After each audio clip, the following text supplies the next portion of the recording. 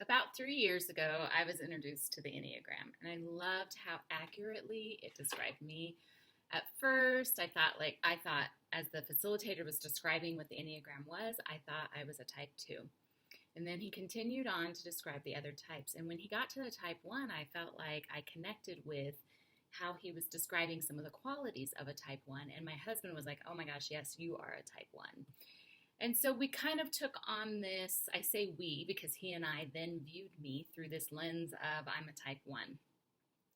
And we saw a lot of qualities of a type 1 in me and in how I behaved and acted in the world, right? And in our relationship. So you see, a type 1 and a type 2 are right next to each other on a diagram. And it is possible for each of those types to display, to have some of the qualities of each of those types.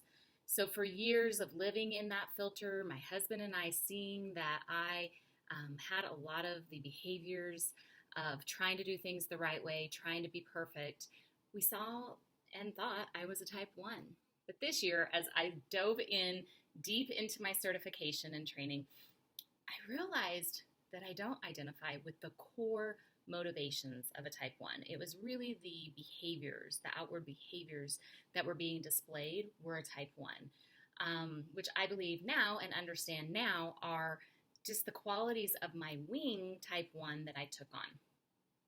So to identify your Enneagram type, you have to look at your core motivations, what your core desire and your core fear are.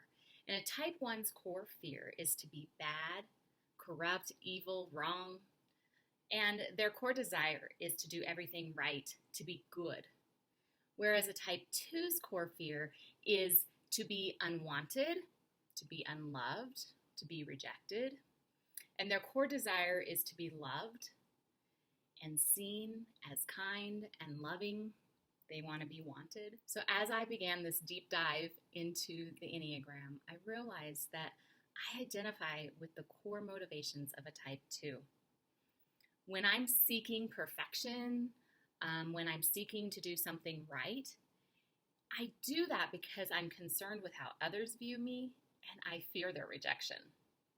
I mean, it's kind of vulnerable to be saying all of this, but I think it's important to see the difference.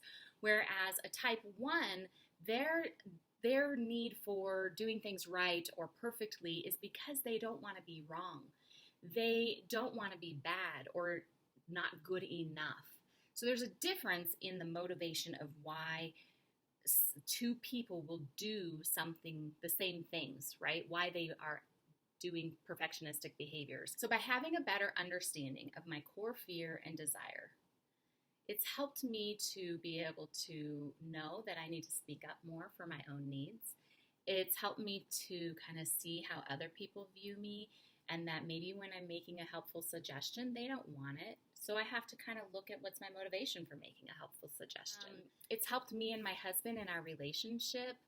He now understands that maybe when I make a suggestion of doing something, it's not because I think I'm the right one or my way is the right way. It's because I'm trying to be helpful and connect with him. So by understanding our personality structure, our Enneagram type, it helps us in our relationships.